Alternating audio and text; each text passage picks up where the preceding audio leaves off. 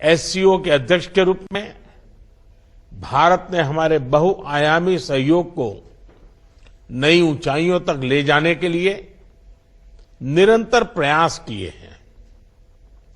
इन सभी प्रयासों को हमने दो मूलभूत सिद्धांतों पर आधारित किया है। पहला, वसुधैव कुटुंबकम, यानी पूरा विश्व एक परिवार है। यह सिद्धांत प्राचीन समय से हमारे सामाजिक आचरण का अभिन्न अंग रहा है और आधुनिक समय में भी हमारे लिए एक नई प्रेरणा और ऊर्जा का स्रोत है। और दूसरा, सिक्योर यानी security, economic development, connectivity, unity, respect for sovereignty and and territorial integrity and environmental protection, यह हमारी अध्यक्षता का थीम और हमारे एससीओ के विजन का प्रतिबिंब है।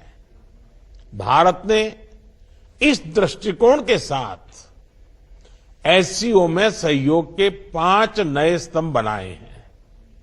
Startups and innovation, traditional medicine, youth empowerment, digital inclusion तथा shared Buddhist heritage. Excellencies, Bharat ने एससीओ की अपनी अध्यक्षता के अंतर्गत 140 से अधिक कार्यक्रमों और सम्मेलनों और बैठकों की मेजबानी की। हमने एससीओ के सभी ऑब्जर्वर्स और डायलॉग पार्टनर्स को 14 विभिन्न कार्यक्रमों में शामिल किया है। एससीओ की 14 मंत्री स्तर की बैठकों में हमने मिलकर कई महत्वपूर्ण दस्तावेज तैयार किए हैं। इनसे हम अपने सहयोग में नए और आधुनिक आयाम जोड़ रहे हैं, जैसे ऊर्जा क्षेत्र में इमर्जिंग फ्यूल्स पर सहयोग, ट्रांसपोर्ट के क्षेत्र में डीकार्बनाइजेशन और डिजिटल ट्रांसफॉर्मेशन में सहयोग, डिजिटल पब्लिक इंफ्रास्ट्रक्चर के क्षेत्र में सहयोग। भारत का प्रयास रहा है कि एससीओ में सहयोग केवल सरकारों तक सीमित न रहे, लोगों के बीच संपर्क और गहरा करने के लिए भारत की अध्यक्षता में नई पहलें ली गई हैं। पहली बार SCO millet food festival, film festival, SCO Surajkund craft mela, think tank conference, international conference on shared Buddhist heritage का आयोजन किया गया। एससीओ की पहली पर्यटन एवं सांस्कृतिक राजधानी इटर्नल सिटी वाराणसी अलग अलग कार्यक्रमों के लिए आकर्षण का केंद्र बनी।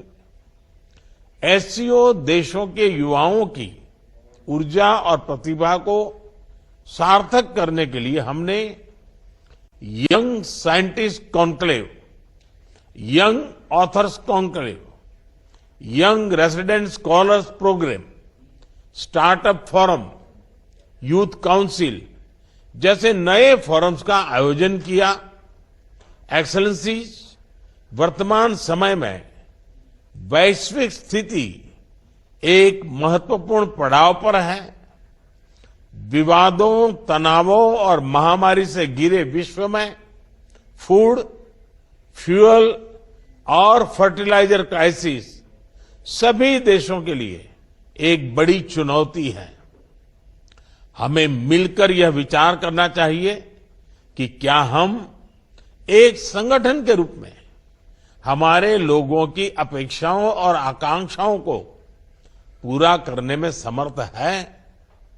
क्या हम आधुनिक चुनौतियों का सामना करने में सक्षम है? क्या एससीओ एक ऐसा संगठन बन रहा है जो भविष्य के लिए पूरी तरह से तैयार हो? इस विषय में भारत एससीओ में सुधार और आधुनिकीकरण के प्रस्ताव का समर्थन करता है। एससीओ के अंतर्गत भाषा संबंधी बाधाओं को हटाने के लिए हमें भारत के AI based language platform Bhashini को सभी के साथ साझा करने में खुशी होगी। यह digital technology for inclusive growth का एक उदाहरण बन सकता है। यूएन सहित अन्य वैश्विक संस्थानों में भी सुधार के लिए एससीओ एक महत्वपूर्ण आवाज बन सकता है। मुझे खुशी है कि आज ईरान एससीओ परिवार में एक नए सदस्य के रूप में जुड़ने जा रहा है। इसके लिए मैं राष्ट्रपति राइसी और ईरान के लोगों को बहुत बहुत शुभकामनाएं देता हूं। साथ ही हम बेलारूस की एससीओ सदस्यता के लिए मेमोरेंडम ऑफ ऑब्लिगेशन पर हस्ताक्षर करने का स्वागत करते हैं। आज एससीओ से जुड़ने में अन्य देशों की रुचि इस ऑर्गेनाइजेशन के महत्व का प्रमाण है। इस प्रक्रिया में यह आवश्यक है कि एससीओ का मूल फोकस मध्य एशियाई देशों के हितों और आकांक्षाओं पर केंद्रित रहे। एक्सेलेंसी, आतंकवाद क्षेत्रीय एवं वैश्विक शांति के लिए प्रमुख खतरा बना हुआ है।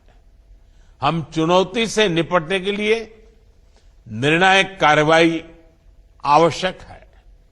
आतंकवाद चाहे किसी भी रूप में हो, किसी भी अभिव्यक्ति में हो, हमें इसके विरुद्ध मिलकर लड़ाई करनी होगी। कुछ देश क्रॉस बॉर्डर टेररिज्म को अपनी नीतियों के इंस्ट्रूमेंट के रूप में इस्तेमाल करते हैं, आतंकवादियों को पनाह देते हैं। एससीओ को ऐसे देशों की आलोचना में कोई संकोच नहीं करना चाहिए। ऐसे गंभीर विषय पर दोहरे मापदंड के लिए कोई स्थान नहीं होना चाहिए। टेरर फाइनेंसिंग से निपटने के लिए हमें भी आपसी सहयोग बढ़ाना चाहिए। इसमें एससीओ के रेड्स मैकेनिज्म की महत्वपूर्ण भूमिका रही है। हमारे देशों के युवाओं के बीच रेडिकलाइजेशन के फैलावे को रोकने के लिए भी हमें और सक्रिय रूप से कदम उठाने चाहिए। रेडिकलाइजेशन के विषय में आज जारी की जा रही ज्वाइंट स्टेटमेंट हमारी साझा प्रतिबद्धता का प्रतीक है। एक्सेलेंसी, अफगानिस्तान की स्थिति का हम सभी की सुरक्षा पर सीधा प्रभाव पड़ा है। अफगानिस्तान को लेकर भारत की चिंताएं और अपेक्षाएं एससीओ के अधिकांश देशों के समान है। हमें अफगानिस्तान के लोगों के कल्याण के लिए मिलकर प्रयास करने होंगे। अफगान नागरिकों को मानवीय सहायता, एक समावेशी सरकार का गठन, आतंकवाद और ड्रग तस्करी के विरुद्ध लड़ाई तथा महिलाओं, बच्चों और अल्पसंख्यकों के अधिकारों को सुनिश्चित करना हमारी साझा प्राथमिकताएं हैं। भारत और अफगानिस्तान के लोगों के बीच सदियों पुराने मैत्रीपूर्ण संबंध रहे हैं। पिछले 2 दशकों में हमने अफगानिस्तान के आर्थिक और सामाजिक विकास के लिए योगदान दिया है। 2021 के घटनाक्रम के बाद भी हम मानवीय सहायता भेजते रहे हैं।